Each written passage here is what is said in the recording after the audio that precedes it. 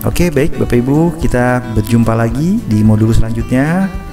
Ya, kali ini di modul ini kita akan membahas bagaimana kaidah dari kita mendesain PowerPoint, slide presentasi PowerPoint. Ya, ada hal-hal yang harus kita lakukan dan ada hal-hal yang jangan kita lakukan. Ya, berikut kaidahnya. Yang pertama adalah huruf dan bentuk font. Ya, bagaimana kaidahnya kita membuat huruf dan bentuk font? Ya, gunakanlah huruf atau font. Kalau kita menggunakan InFocus, ya, dan layarnya cukup besar, maka Bapak Ibu cukup gunakan font ukuran 36. Ya, ini sudah cukup besar kalau kita menggunakan layar yang besar. Ya, tapi kalau jika Bapak Ibu menggunakan TV, medianya adalah TV untuk mempresentasikan produk Anda atau bisnis Anda, maka gunakanlah huruf minimal 40 ya, yang lebih besar. Tujuannya supaya audiens Anda tidak merengutkan matanya untuk membaca ya, karena sulit, terlalu kecil misalkan. Ya, gunakan minimal 40 kalau kita menggunakan medianya TV. Lalu yang kedua adalah jika ada dalam bentuk huruf ya, jika ada dua jenis atau lebih huruf bentuk font, maka gunakanlah huruf yang sejenis ya. Yang maksud sejenis seperti ini, misalkan Bapak Ibu menggunakan huruf yang ada kail-kailnya seperti yang di atas ini ya, maka gunakan pula huruf-huruf yang lain di slide yang sama dengan bentuk huruf yang juga ada kail-kailnya seperti ini Bapak Ibu ya, maka ini akan lebih serasi dan lebih enak dilihatnya. Tapi jika Bapak Ibu menggunakan hurufnya yang lurus-lurus saja ya, seperti ini ya, ini model-model Arial atau model-model Verdana ya, yang tanpa kail, maka carilah pasangan huruf-huruf lainnya juga yang sama, yang tidak ada kail-kailnya ya, akan lebih enak untuk dilihatnya. Dan selanjutnya adalah dalam hal memilih warna ya, warna kuat jangan dipasangkan dengan warna yang kuat juga Bapak Ibu. Sebagai contoh seperti ini ya, ini adalah dua warna yang kuat Bapak Ibu, dan dua warna yang kuat ini akan membuat capek dan pegal mata audiens Anda jika Anda taruh dua-duanya di bertumpukan seperti ini ya. Jadi di backgroundnya biru ini warna kuat, dikasih warna merah yang kuat juga ya, maka audiens Anda akan cepat lelah membacanya. Nah, lalu kemudian gimana caranya adalah jika memang di backgroundnya Bapak Ibu kasih warna yang kuat, maka tulisannya kasih warna yang lembut, warna yang lebih mudah ya. Misalkan merah seperti ini, background biru ya, warna merah seperti ini, Bapak kasih warna merahnya merah yang lebih soft, merahnya yang lebih keputihan lah ya. Maksudnya seperti merah-merah muda gitu lah ya, bukan merah yang keputihan ya Bapak Ibu ya.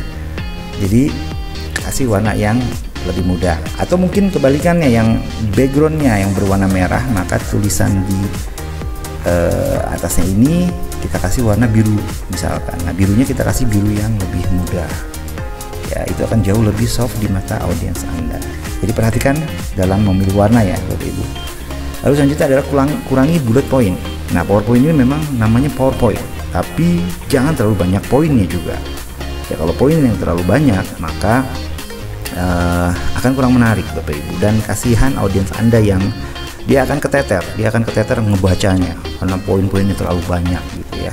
Poin 1, poin 2, poin 3, poin 4 sampai keluar layar, poin-poinnya kebanyakan ya. Kurangi poin-poinnya ya. Mungkin kalau memang kita mau menggunakan poin-poin juga ya, bullet point, maka dibuat semenarik mungkin. Kita pasangkan dengan gambar-gambar icon atau contohnya seperti ini ya. Ya, ini kan jadi cantik nih Bapak Ibu ya, ada icon-iconnya. Nah, ini bullet pointnya ya. Kalaupun banyak juga kita kasih icon-iconnya ya. Judulnya dibesarin ya, nanti ada di bawahnya ya, kita kasih mungkin sedikit penjelasan kecil-kecil ya. Ya, tapi begini jauh lebih menarik ya, desainnya akan jauh lebih menarik jika kita menggunakan visualisasi, menggunakan gambar-gambar ya. Dan persingkat kalimat ya Bapak Ibu. Jadi ya, kita udah buat bullet point dan terus isinya panjang sekali, semuanya detail lengkap, apa yang Bapak mau jelasin semuanya udah ada di tulisan ini, di slide Bapak Ibu sekalian. Nah, ya, kasihan audiens Anda akan capek ngebacanya ya. Nah, kalau bisa Bapak Ibu bikin sesingkat mungkin tulisannya. Jangan buat tulisan terlalu panjang dalam slide. Mungkin tulisan ini saya bisa kembangkan. Janganlah Bapak Ibu membuat tulisan yang terlalu panjang di dalam slide Anda sehingga Anda akan bla bla bla bla. Mungkin saya bisa, tapi saya membuatnya menjadi jauh lebih singkat ya, tanpa mengurangi makna. Ya, dan selanjutnya jika Bapak Ibu ingin menjelaskan detailnya, Bapak Ibu bisa menjelaskannya secara verbal. Ya. Jadi jangan gunakan kata-kata yang terlalu panjang, persingkat kalimat.